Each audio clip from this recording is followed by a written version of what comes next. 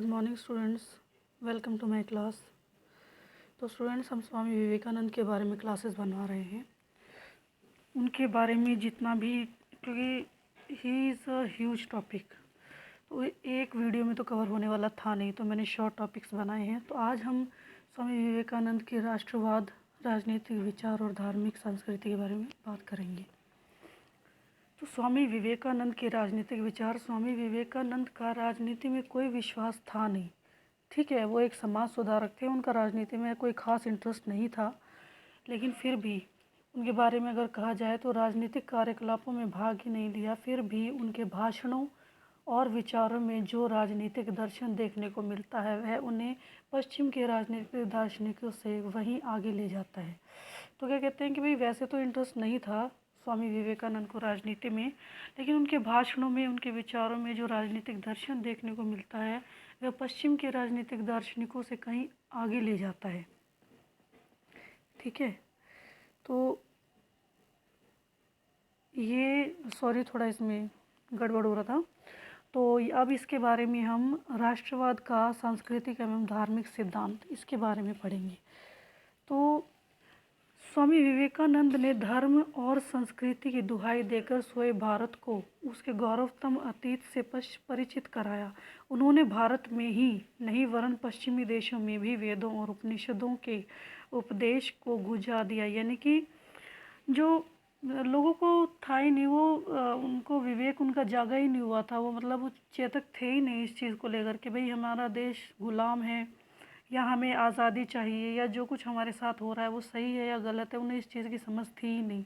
तो स्वामी विवेकानंद ने लोगों को जगाया अपने भाषणों से, अपनी क्रियाओं से, अपने कार्यकलापों से। कहते जागो, ये जो हो रहा है ये गलत है। अपने हक के लिए, अपने सम्मान के लिए, अपनी आज़ादी के लिए लड़ो आप लोग। जब तक आप सब एक होकर खड़े नहीं होंगे तब तक आपको वो सब नहीं मिलेगा जो आपको एक मानव होने के नाते मिलना चाहिए।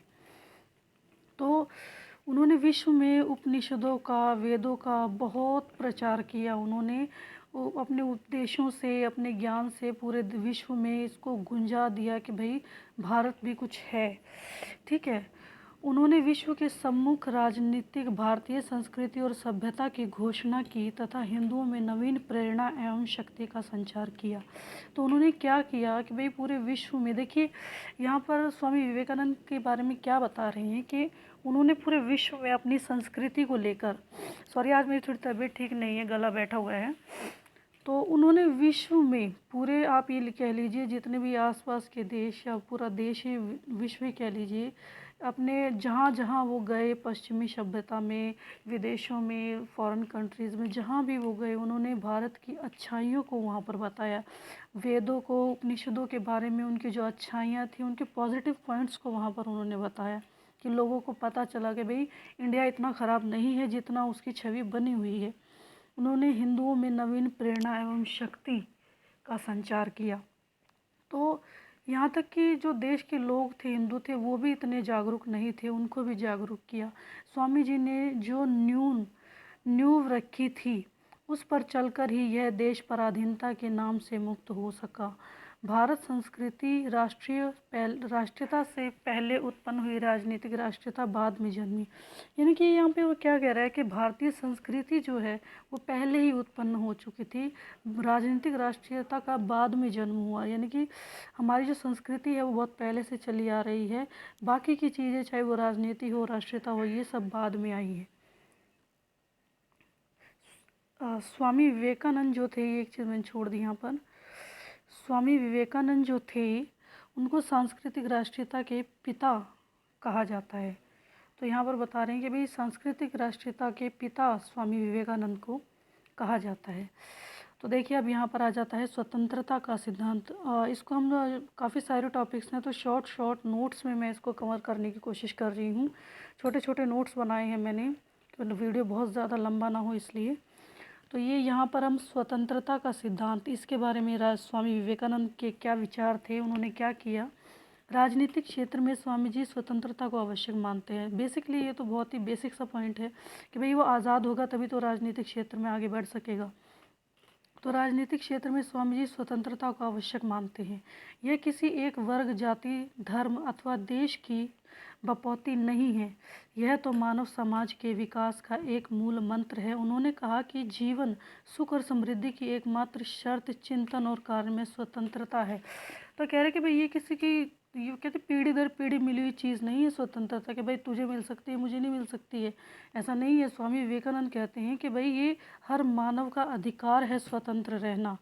सुख समृद्धि में आगे बढ़ने के लिए हर इंसान को स्वतंत्र तो होना ही चाहिए। जब तक वो स्वतंत्र नहीं होगा, अपना चिंतन, अपने विचार स्वतंत्रता से नहीं कर सकता, अपने कार्य स्वतंत्रता से नहीं कर सकता, तब तक वो आगे नहीं बढ़ सकता। जिस क्षेत्र में यह नहीं है, उस क्षेत्र में मनुष्य जाति और राष्ट्र का प्रथम होगा। विवेकानंद ने स्वतंत्रता को मनुष्य का प्रकृति का अधिकार माना। तो ये चीज़ देखिए मैंने अभी बताई आपको कि यहाँ पर स्वामी विवेकानंद कह रहे हैं कि मनुष्य और प्रकृति का ये अधिकार है स्वतंत्रता। भगवान ने हर जीव को, हर व्यक्ति को, हर मानव को स्वतंत्र बनाया है। स्वतंत्रता उसका जन्मसिद्ध अधिकार है। तो यहाँ स्वामी विवेकानंद क्या कह रहे हैं, समाज के सभी सदस्यों को यह अवसर समान रूप से मिलना चाहिए। समाज के सभी सदस्यों को धन, शिक्षा तथा ज्ञान प्राप्त करने का समान अधिकार प्राप्त होना चाहिए।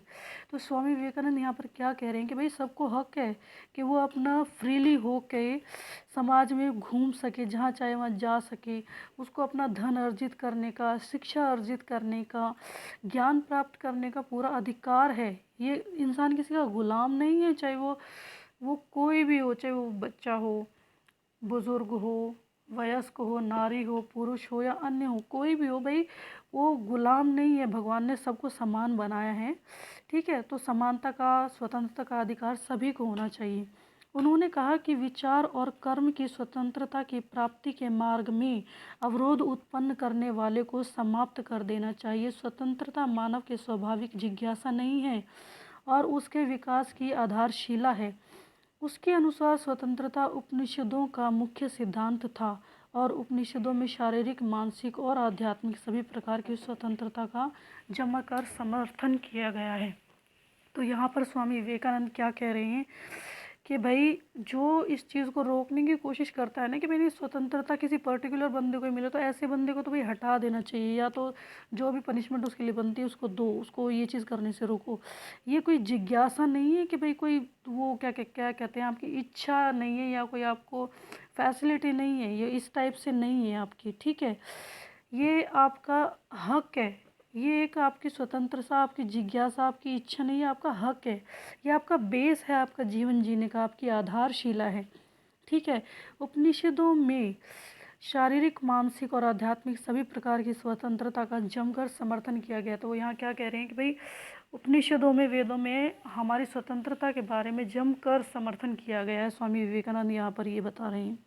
तो नेक्स्ट पॉइंट क्या है, देखिए समानता का सिद्धांत।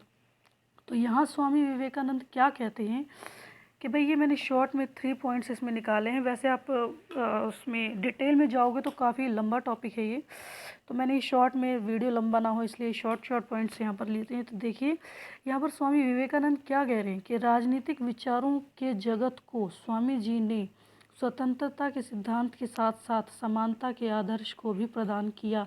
यदि सामाजिक जीवन असमानताओं से परिपूर्ण हो तो राजनीतिक स्वतंत्रता का सुख प्राप्त नहीं हो सकता। तो कहते हैं कि भाई स्वतंत्रता के साथ साथ समानता भी होनी चाहिए, कि भाई तू औरत है तो ये नहीं कर सकती, तू आदमी है तो सब कुछ कर सकता है, ऐसा नहीं होना चाहिए। हम सब इंसान हैं। जेंडर अलग होने से ये मतलब नहीं होता है कि आपको उस चीज़ों का अधिकार नहीं रहा, नहीं, ऐसा नहीं होना चाहिए। समानता का अधिकार भी सबको होना चाहिए, ठीक है। तो यहाँ पर स्वामी विवेकानंद जी ये कहना चाहते हैं। तो स्वतंत्रता के साथ साथ उनको समानता का सुख भी प्राप्त होना चाहिए। भारतीय सामाजिक जीवन में व्याप्त असमानता के बारे में स्वामी जी का क्या कहा करते थे कि जब तक भारत में एक दूसरे को नीचा समझने की प्रवृत्ति बनी रहेगी, तब तक यहाँ साधारण जनता का विकास संभव नहीं है। सभी भूतों के एक अथवा अनेक एवं समानता में विश्वास करने से संपूर्ण हितों की पूर्ति होती है। तो वो कहते हैं कि भाई जब तक इस समाज के अंदर, भारत के अंदर लोग एक दूसरे को, भाई मैं ही श्रेष्ठ हूँ, मैं ही बढ़िया हूँ, अगला बंदा जो है वो एवं ही है, वो सही नहीं है, वो नीच जाति से है या कुछ भी कह लीजिए, वो सही नहीं है। तो ऐसा जब तक हीन भावना समाज के अंदर, देश के अंदर चलती रहेगी, तब तक देश समाज आगे नहीं बढ़ सकता। स्वामी जी के समानता के दायरे सीमित नहीं थे। वह स्त्री को पुरुष से किसी भी प्रकार में कम नहीं अनुभव करते थे। समानता के बिना मानव किसी भी क्षेत्र में प्रगति नहीं कर सकता। यहाँ थोड़ा देखिए, टाइपिंग में थोड़ी गड़बड़ हुई है, ये मैं आपको अंडरलाइन करके दिखाती हूँ। ठीक है, ये देखिए इधर, यहाँ थोड़ा सा शायद गड़बड़ हुई है यहाँ पर, तो सॉरी इस मिस्टेक के लिए। बट ये देखिए, यहाँ पर मैं आपको क्लियरली बता रहा हूँ कि ये चीज़ है क्या, बता रही हूँ सॉरी, कि यहाँ पर ये कह रहा है कि भाई किसी भी प्रकार में वो कम अनुभव नहीं करते थे स्त्री को पुरुष से, वो समान ही मानते थे और समान ही मानना चाहिए, सभी को मानना चाहिए, क्षेत्र में प्रगति कर सकता। अतः ये यहाँ पर कह रहे हैं कि भाई जब तक आप इक्वल नहीं लेके चलोगे अपने समाज को, चाहे वो उसमें मेल हो, फीमेल हो, चाइल्ड हो या अनदर हो, आप उसको जब तक इक्वल नहीं लेके चलोगे, अपने साथ समान रूप से नहीं लेके चलोगे, तो समाज हो, राजनीति हो या देश हो, कोई भी आगे नहीं बढ़ सकता। ठीक है, एक पर्टिकुलर वर्ग जो है वो पिछड़ा रह ही जाएगा अगर आप ऐसी हीन भावना रखेंगे। ठीक है, तो अतः समानता के आदर्शों की पूर्ति होना आवश्यक है। तो यहाँ पर क्या कह रहे हैं स्वामी विवेकानंद जी कि ये हमारी बेसिक नीड्स हैं, हमारे समाज में हमारा आधारशिला है, हमारा ढांचा है, ये चीज़ें तो एक बेसिक नीड्स हैं भाई, ये चीज़ें तो होनी ही चाहिए, एक समाज में एक व्यक्ति को ये सब चीज़ें मिलनी चाहिए। ठीक है, तो स्टूडेंट्स ये हमारा आज का टॉपिक यहाँ एंड होता है। ठीक है, स्वामी विवेकानंद का। तो मेरे चैनल को सब्सक्राइब कीजिएगा। किसी को किसी प्रकार का डाउट है, किसी भी तरह की कुछ कहना चाहते हैं, कोई क्वेरी है स्वामी विवेकानंद के बारे में, तो मुझे कमेंट सेक्शन में बता सकता है। मेरी वीडियो अगर अच्छी लगी हो तो प्लीज़ कमेंट सब्सक्राइब कीजिएगा, लाइक कीजिएगा, शेयर कीजिएगा।